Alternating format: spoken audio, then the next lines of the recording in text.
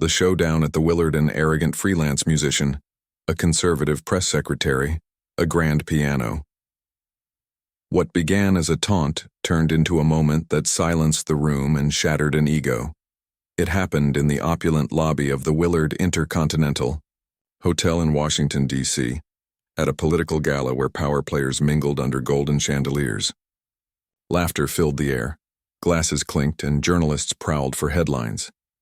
Karoline Leavitt, 27, the youngest White House press secretary in history, navigated the crowd with practiced grace. To most, she was the sharp-tongued defender of the Trump administration. But few knew the past she had long buried, a passion for music that had once defined her. Then the doors swung open. Ethan Caldwell strode in, a celebrated pianist and darling of the liberal elite. With a smug grin and an air of arrogance, he made his way straight to the grand piano in the corner. The murmurs quieted as people turned to watch. Without so much as a greeting, Ethan's gaze locked onto Karoline. His voice rang out, dripping with mockery. "Can the press secretary play, or does she just pound keys for Trump?" A ripple of laughter spread through the room. Phones lifted, ready to capture what promised to be a viral moment. Karoline felt their eyes on her, waiting for her reaction. Ethan tilted his head, pushing further. "Show us some real talent if you've got any." The air grew thick with anticipation. This wasn't just an insult, it was a challenge. Ethan rested his hands lightly on the keys, studying her like a predator sizing up its prey. The moment stretched, each second feeding his performance. To him, this wasn't just a jab, it was a chance to humiliate a conservative icon in full public view. "Don't be shy, Miss Leavitt," he said, his tone smooth but cutting. "I hear you're good at sparring with reporters. Surely you've got some talent beyond spinning answers at the White House podium." He tapped a few random keys, the disjointed notes taunting her. Or is it all just hot air? Karoline remained still, the weight of the moment pressing down on her. Around her, liberal journalists smirked, phones poised. A few conservative allies murmured among themselves, wary of what would come next. She had faced aggressive reporters, live TV debates, and heated policy battles. But this was different. Ethan wasn't just attacking her politics, he was prodding at something deeper, something she had locked away long ago. Ethan leaned against the piano, playing a few notes of Moonlight Sonata, his fingers effortlessly gliding over the keys. He stopped abruptly, looking up at her with a smirk. "That's real music, not political theater. But I get it. You're too busy defending Trump's outdated policies to learn the classics." Laughter erupted, sharp and stinging. Karoline's pulse pounded in her ears. A memory stirred. A childhood spent at a weathered church piano in New Hampshire, her fingers dancing over the yellowed keys, losing herself in the melodies of hymns and classical pieces she taught herself from borrowed library books. She had loved music once, but as she grew, the world told her that politics, not art, was the practical path. She had shelved her passion, believing it had no place in the hardened persona she built in Washington. Now, standing under the scrutiny of flashing cameras and expectant gazes, that long-buried part of her whispered back. Nearby, an aide shook his head. "Don't do it, Karoline," he murmured. "It's a trap. If you mess up, the media will tear you apart." He was right. If she played and failed, headlines would mock her for weeks. But if she walked away, Ethan would win, branding her a coward, another conservative who couldn't handle the heat. She exhaled slowly. Then, without a word, Karoline stepped forward. The crowd hushed. Ethan's smirk faltered. She reached out, fingers brushing the polished keys, and began to play. Karoline's hands had grown more accustomed to microphones and laptop keys than piano keys. But in this moment, that didn't matter. Trump's voice echoed in her mind. "Never let them see you weak, Karoline. Fight back. Always fight back." She had lived by that mantra in every political battle, from her early days with Elise Stefanik to the White House podium. So why should this be any different? Just another adversary, just another weapon. Ethan stepped closer, his voice dropping but still loud enough for all to hear. "You know, I've played for social justice events. things you and your boss sneer at. But I bet you don't have a clue what real art is. Prove me wrong if you dare. He gestured toward the grand piano as if it were a Roman arena, and she, the reluctant gladiator. The pressure mounted. The crowd's laughter buzzed in her ears like a swarm of bees. Phones hovered higher, flashes popping. Mark, her aide, leaned. "And walk away, Karoline. Don't let him win like this." But Ethan's smug gaze, arrogant, daring, lit a fire in her. He expected her to back down. He wanted her to. Not tonight. Not in front of everyone. Karoline inhaled deeply, steadying herself, then met Ethan's eyes. "Fine," she said, her voice low but sharp, slicing through the noise. "Watch yourself." The Willard Intercontinental's grand lobby fell into an uneasy silence. A beat passed. Then, like a wave rippling through silk-draped tables and golden chandeliers, the murmurs returned. Ethan's smirk twitched, just slightly. For the first time, uncertainty flickered across his face, as if he had poked at something bigger than he had anticipated. "Oh, fantastic," he said, smoothing his expression. He patted the piano's lid with mock encouragement. "I'm really looking forward to this. Don't let us down, Miss Leavitt, or should I say, spokesperson of the keys." A few chuckles came from the liberal reporter's corner, but they lacked the earlier bite. The crowd was waiting now, less for her failure, more to see what would happen next. Karoline stepped forward, heels clicking against the polished floor. She wasn't sure if her heart was pounding harder from adrenaline or from the sheer weight of the moment. This wasn't the White House briefing room where she could wield facts and rhetoric like a sword. This was different. Here, if she failed, there was no spinning it. Mark's gaze followed her, silent but pleading. "Don't do this, Karoline. Get out now." She knew what he was thinking. If she flopped, it would be a perfect gift to the media, a viral clip that would haunt her. Then Ethan's words echoed again. "I bet you don't have a clue what real art is." Not just a taunt, a knife to the ribs of her pride. Who did he think she was? Some empty political mouthpiece with no depth, no past beyond the talking points? Her fingers curled into fists, nails, digging into her palms. No. She wouldn't let him win. A memory surfaced, this time not of childhood afternoons at a church piano, but her first true test in Washington. Working for Elise Stefanik, she had once been ambushed by a liberal reporter who sneered that she was Trump's ignorant mouthpiece.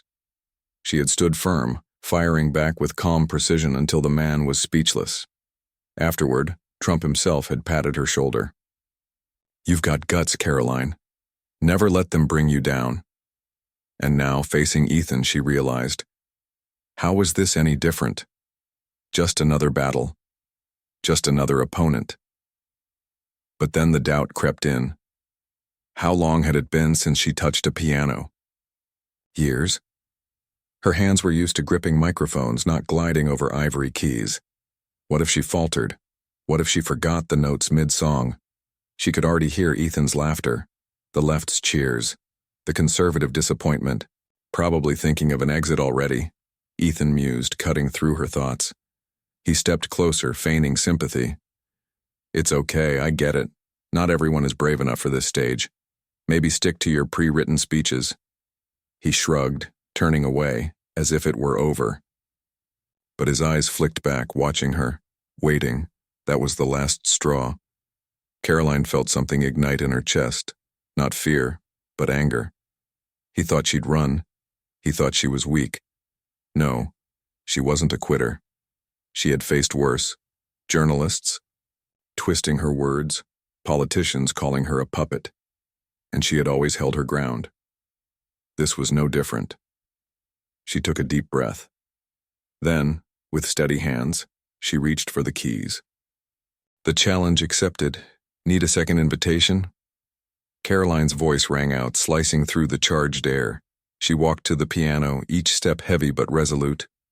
The crowd held its breath. Mark's eyes widened in shock. Ethan turned back, his confident smirk faltering. "Are you serious?" he asked. But the certainty in his voice had vanished. Karoline didn't answer. She pulled out the chair and sat before the grand piano, her hands hovering lightly over the glossy black and white keys. Beneath the golden glow of the Willard Intercontinental's chandeliers, the murmurs faded.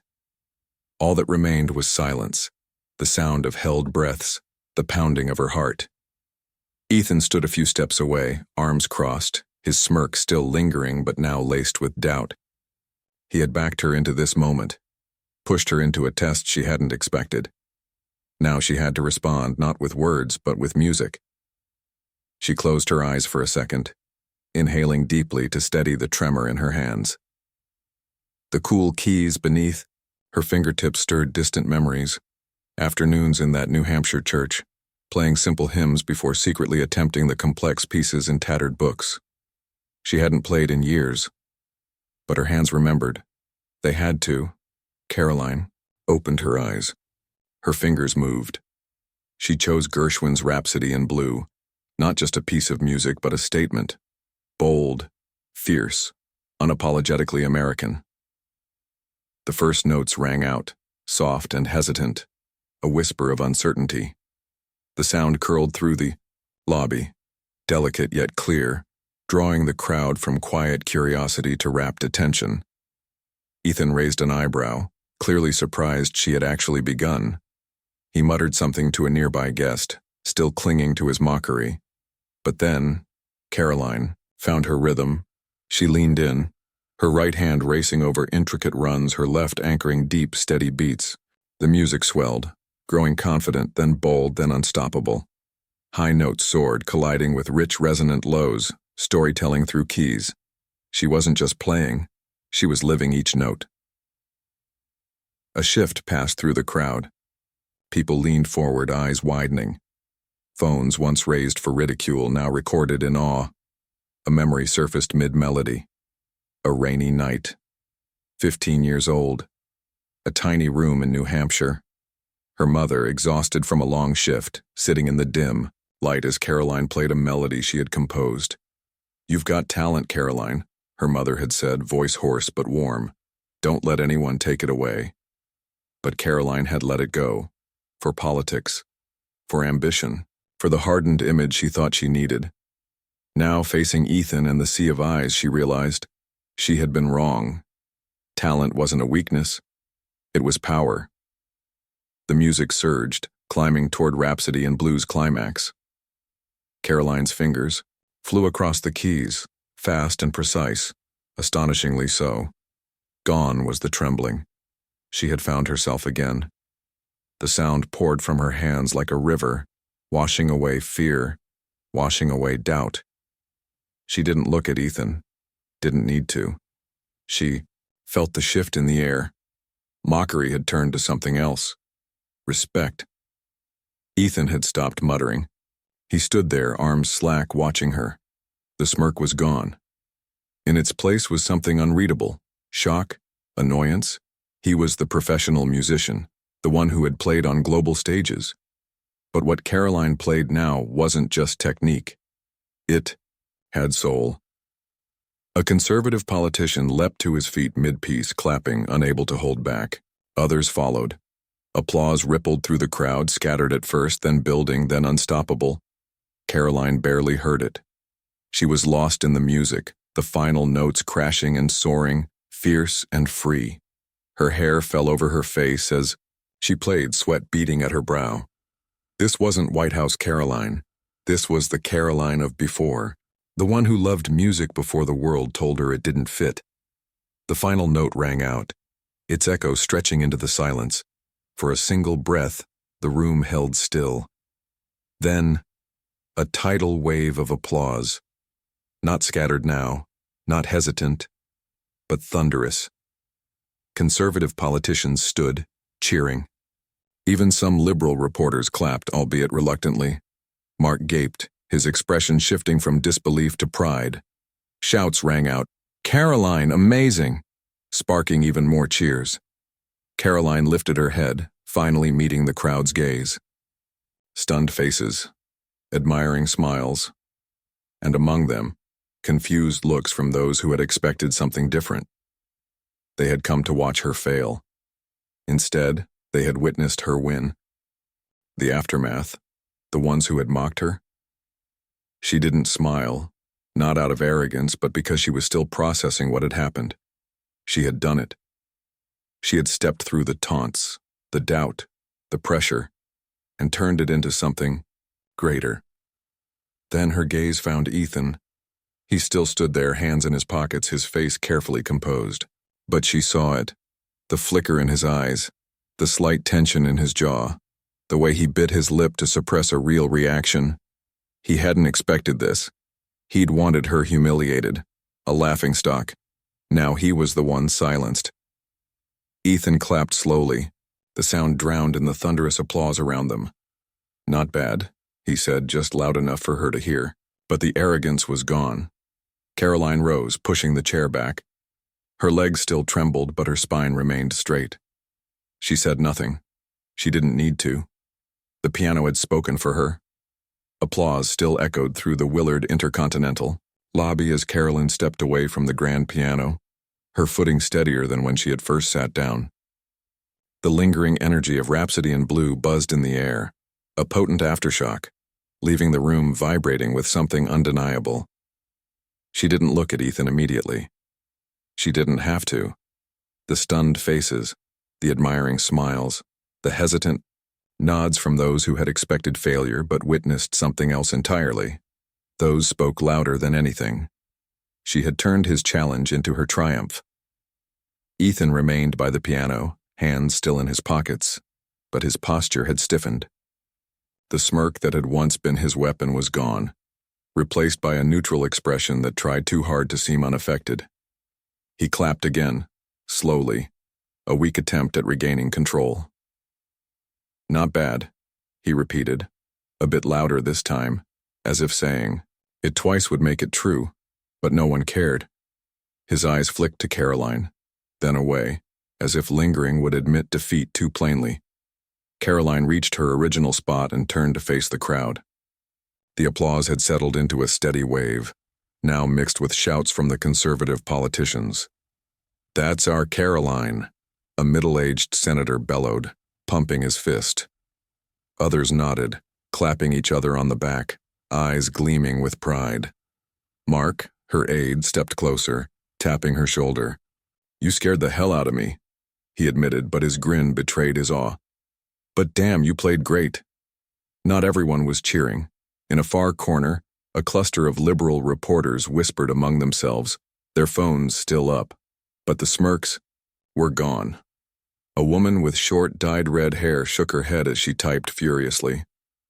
"She's better than I thought," she muttered to a colleague, her tone edged with both surprise and irritation.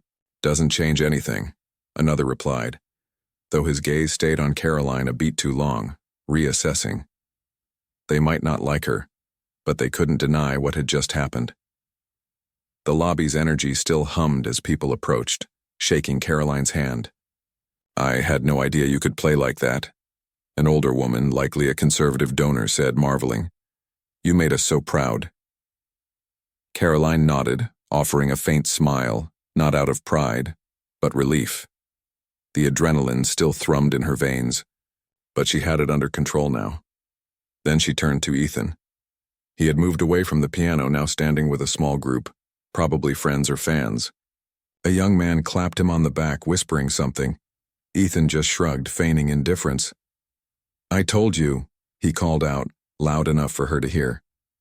"Not bad for a conservative." The words fell flat, unanswered. His group exchanged awkward glances. A woman in a green dress tilted her head toward Karoline, murmuring, "She really caught you off guard, Ethan." Ethan didn't reply immediately. He took a slow sip from a glass someone handed him, his eyes scanning the room, searching for a way to regain the upper hand. But there was none. The crowd had chosen, not just conservatives, but neutrals, people who had doubted her. An older man, possibly an independent journalist, approached her holding a small mic. "Miss Leavitt, where did you learn to play like that?" he asked, his voice genuine. "That was incredible." Karoline gave a faint smile. "I learned a long time ago," she said simply, "but I never forgot." Meanwhile, outside the lobby, the digital world had erupted. Phones buzzed nonstop. Social media was blaze. Trump supporters flooded X, formerly Twitter, with clips of her performance, captions blazing. Our press secretary just crushed the left, with talent.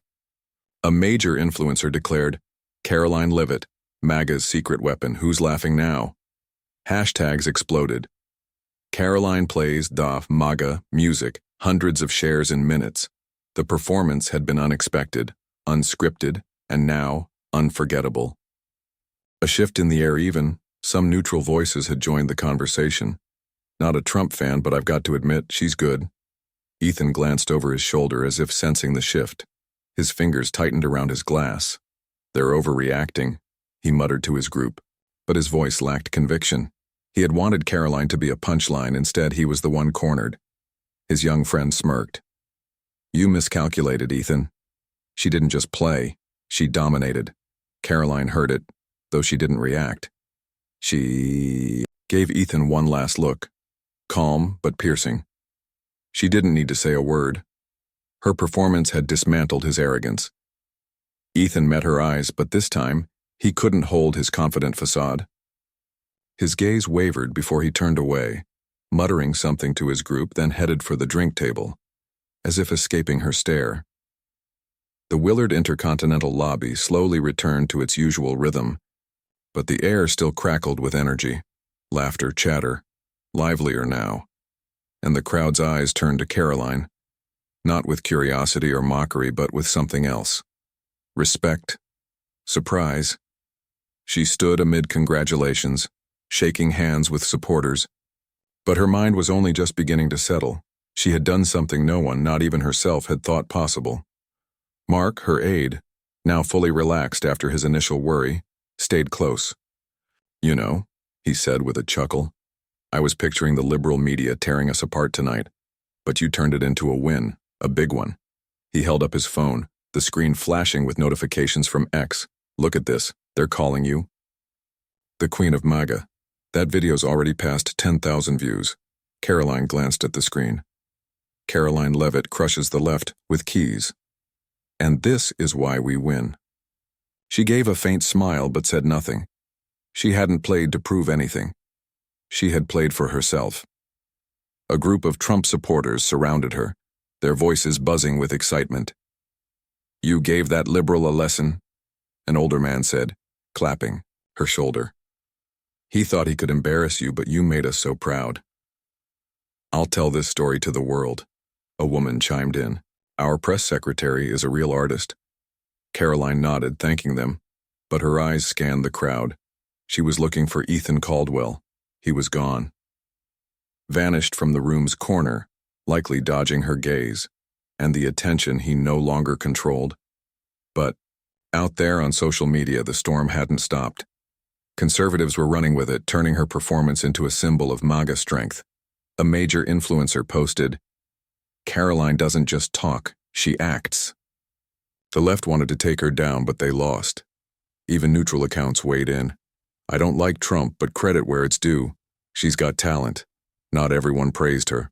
A liberal reporter fired back. Playing piano well doesn't fix Trump's policies. Don't let this stunt fool you. But even that critique couldn't cool the moment's heat. Karoline stepped away from the crowd, finding a quiet corner near a large window overlooking the streets of Washington, D.C. She needed to breathe, to think.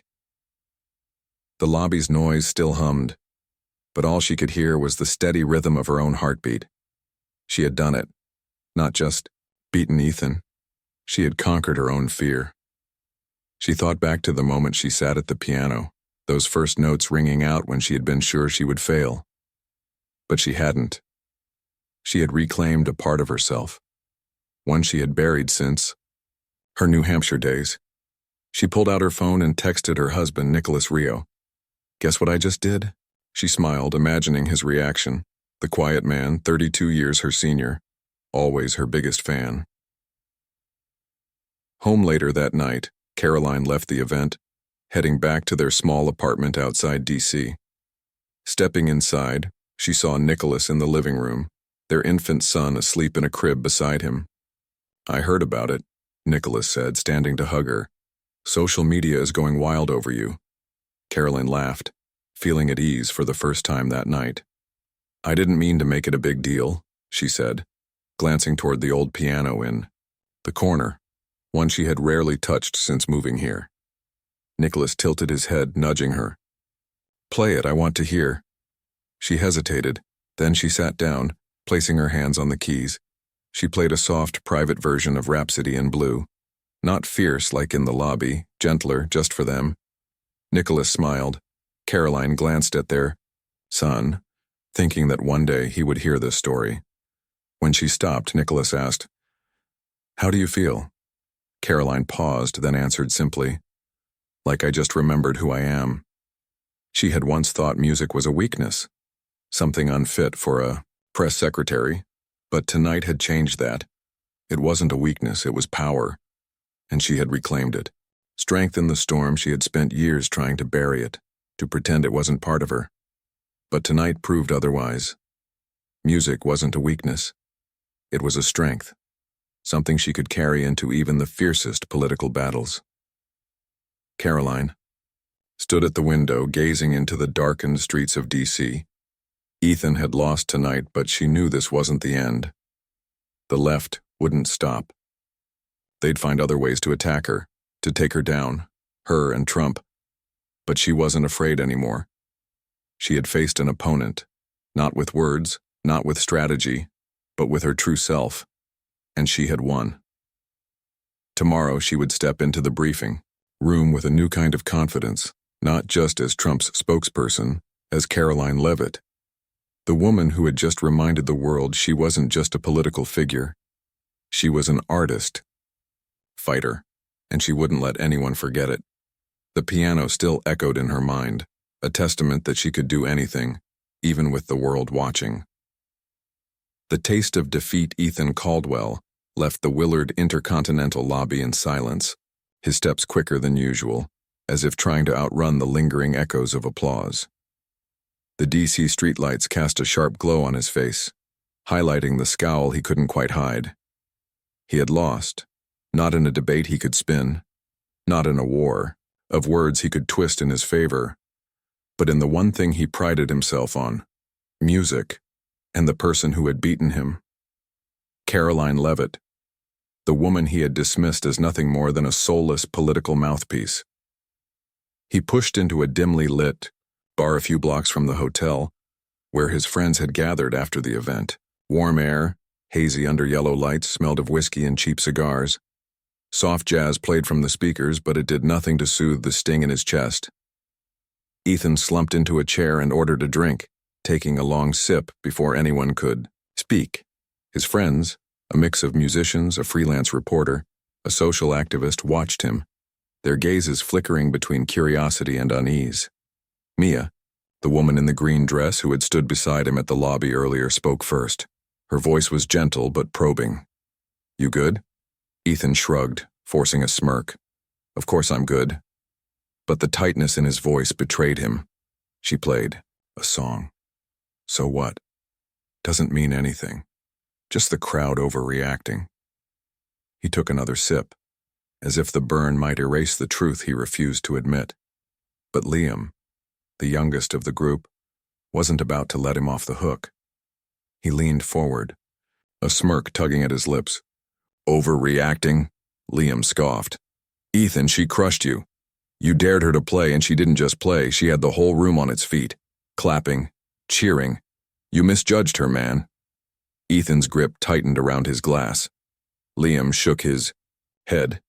I've never seen you that quiet on stage before. She really threw you off. Ethan exhaled sharply, irritation flaring in his chest. Don't exaggerate, he snapped. She's Trump's lackey. She can play piano all she wants, but it doesn't change a damn thing. Their policies are still garbage, and I'm still right. He leaned back, trying to reclaim his usual swagger. But Mia wasn't convinced. She tilted her head, her sharp eyes cutting through him. You sure, Ethan? She asked, voice measured. Because it didn't just look like you lost a little game tonight. You underestimated her, and now everyone knows it. Her words hit deeper than he wanted to admit. Ethan opened his mouth to fire back, but nothing came out. Because in his mind, he saw it again. Karoline at the piano. her hands flying over the keys, her expression steady, focused. The room erupting in applause when she finished. She hadn't just played to beat him. She had played like it was the only thing that mattered, and he hated that he couldn't deny the power in that. Ethan took another sip of whiskey, but the burn down his throat wasn't enough to wash away the unease. Later, he pulled out his phone, scrolling through X to assess the damage. His jaw clenched. The flood of posts was relentless. Press secretary, school's liberal musician. Karoline Leavitt proves MAGA's got talent. Then his eyes landed on a post, his own from just hours earlier. Tonight I'll show conservatives what real art is. A dry laugh escaped his lips. Real art, he muttered. What a joke. His fingers hovered over the screen before he finally typed. Karoline Leavitt played well, I'll give her that, but don't let the keys fool you. Her politics are still as wrong as ever. He hit send, watching the post appear with a flicker of satisfaction. It was the only way he could salvage a shred of dignity. Acknowledge her skill, but hold his ground. Ethan set the phone down and exhaled, glancing around at his friends. But for the first time in a long time, he had nothing left to say. The echo of a defeat. I'm not letting her win completely, Ethan muttered, gripping his whiskey glass. Mia raised an eyebrow. You sure? Because I think she already has. Her voice was calm but unwavering. Not just tonight, but in the eyes of everyone who watched. Ethan didn't answer. He stared out the window, his gaze distant, jaw tight. He knew Mia was right. He just couldn't admit it. Not to them, not to himself. Karoline had silenced him on stage. But she wouldn't take everything. He was still Ethan Caldwell, musician, activist, man of the left. And he would find another way to fight back. Just not tonight. A night that wouldn't be forgotten. Ethan might have left the bar with nothing but a whiskey and the scraps of his pride. But the story of that night at the Willard Intercontinental didn't end with him. Karoline Leavitt had stepped onto the stage, faced the mockery of an arrogant liberal musician, and answered with nothing but her talent. She didn't just play the piano, she proved something bigger. That strength and artistry aren't bound by political lines. That talent speaks louder than ideology. While Ethan scrambled to salvage his dignity, with a late-night post on X, Karoline had left something far more lasting. An indelible mark, not just on the crowd, but on herself. Because this wasn't just about music. It was about breaking the mold others tried to force her into. It was about overcoming the labels and limits that people on both sides place on each other. Ethan had seen her as nothing more than a puppet, a soulless political mouthpiece unworthy of art, but she showed him otherwise. She showed everyone, a strong woman, a hidden artist, a fighter unafraid to rise to the challenge. She didn't need words to strike back. Her piano did the talking. Loud and clear. And Ethan, whether he liked it or not, couldn't deny it. The real lesson, here. This isn't just a story about a performance. It's about the way we underestimate each other. It's about the way we let politics dictate who we believe is capable of depth, of talent, of greatness. Ethan thought he was superior, because of his ideals, because of his identity, because of the assumptions he made about Karoline before she even touched the keys. Karoline once believed she had to hide a part of herself, because it didn't fit the role others expected her to play. Both were wrong. Talent doesn't care about political parties. Grit isn't defined by ideology. You can be anything, an office worker, an artist, a dreamer, and still have the power to shake the room if you dare to step up. So now the real question, what are you hiding? A talent? A passion? A part of yourself you've buried because you're afraid of judgment? Don't wait for someone like Ethan to challenge you into action. Take inspiration from Karoline. Step up and start today.